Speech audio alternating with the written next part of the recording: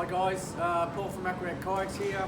I'm just going to display or give a bit of an introduction and education on how to install our outrigger kits to a kayak. So they're a universal kit that we supply. So just going over what the kit entails: 2 stabiliser floats, 1 for each side, a central tube, stainless steel central tube, the 2 outer stabilising bars, the Railblazer row locks, the 2 Railblazer side ports, and the fitting hardware, so a series of screws and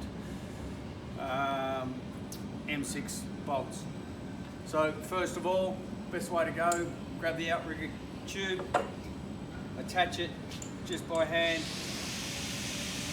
nice and loosely.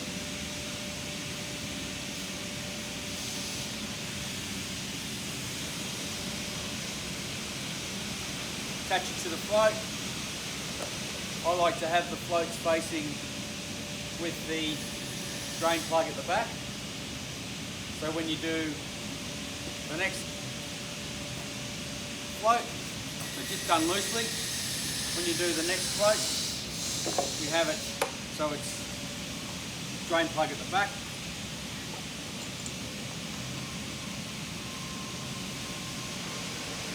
So just by hand for now, and we'll nip them up later and you'll see the process.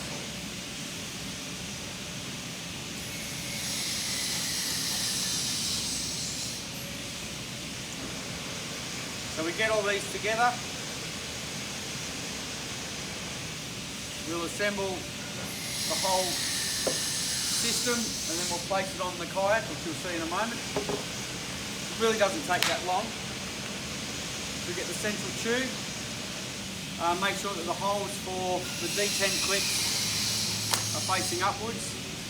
The Railblazer row locks with a little rubber grommet, just put it through, start by hand, grab the nylock nut, just securing it on, you just screw it in by hand. So the only tools we really need are a shifter and a cordless drill, or you can use a standard screwdriver with a number 1 Phillips bit. So take the second row lock, push it up through, just get the nut to engage.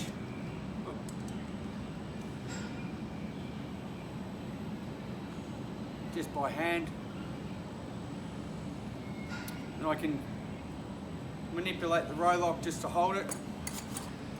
Take the shifter. Now I just go down a bit so the thread engages the nylon. Don't have to go overly tight, as long as the thread engages the nylon. Almost so the thread is flush. I'll do this one a little bit more.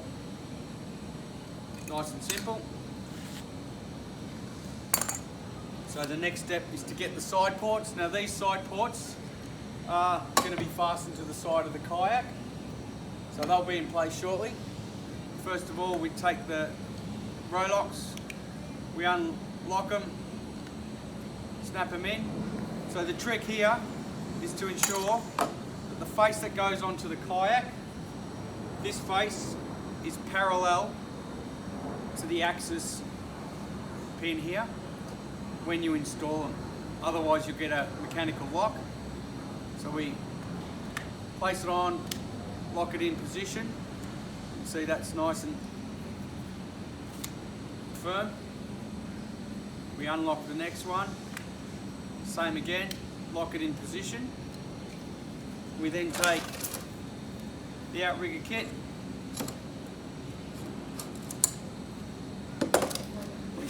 click all the parts together. So just pushing the D10, you can see how simply the design is such that it can go together easily. So we take our screws, get them ready, drive is ready. Just going to take that, So you can see that these are still loose, so there's a bit of play there. So just set them up, not too tight. There's a little bit of compliance in the holes, the mounting holes, and it's designed like that so you can adjust them accordingly.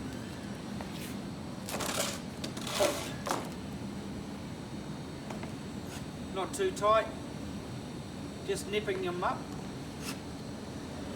Okay, I'm going to take the whole kit as such and spin it round.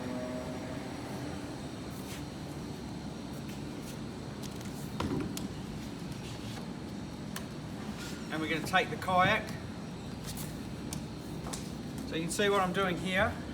Position myself well with the kayak looking straight up. Take the kit, it's nice and light. Take the two row locks in our the side ports in our hand. It doesn't have to be overly accurate because the speeds that you're going on this particular kayaks, the resistance, any other resistance in the water, you're only going sort of 3-4k an hour. So it doesn't have that great effect or bearing.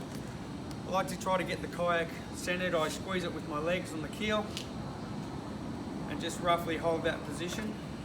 I've taken one of the screws, I've put it in position, put both of them in on either side. So just taking the self-tapping screws.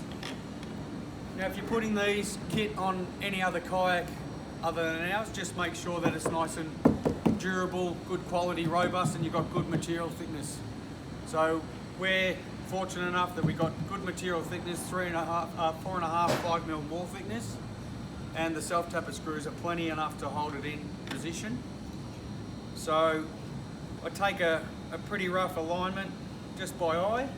I like to have the floats a little bit on an angle. As you can see there, they're elevated up, so not facing down, not too high up, but about so. I have this bar here, the central bar, mounted cleanly. I grab my driver, so no pre-drilling is required. I just get one in, so that's taken up. I reposition my hands, going a bit left-handed here, see how we go there.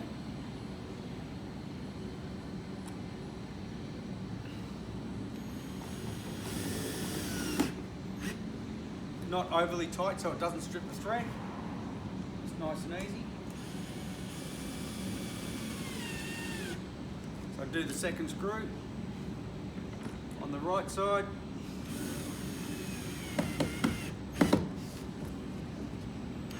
Second screw on the left side. So that's in position now. So that's nice. Take my spanner. So this bar is touching the gunnel of the kayak, of the top frame. And now I just like to nip it maybe 1/4 of a turn. Just that final little bit, not too tight because it then makes it tight to get it in and out. So, and you'll see I can detach that, unlock that, they'll pull straight out, and there you have it. So the repeat process when you get down to the water is simply take your kit in position, drop that in, and you can see that that has to be parallel, that axis, to the face. Same on this side, otherwise hard to get in. Lock it in position.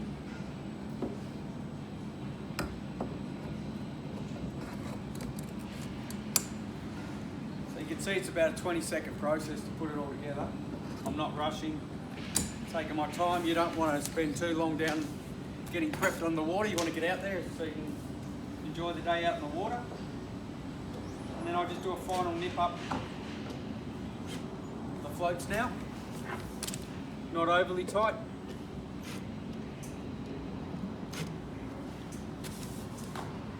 And there you have it. So that's the Aquayak kayaks. Stabilizer kit ready to go. Mounted on the Snapper Pro. This kayak is now a kayak that's supremely stable, great for fishing, takes away a lot of fatigue, and you can actually stand up on the kayaks. There you have it, guys.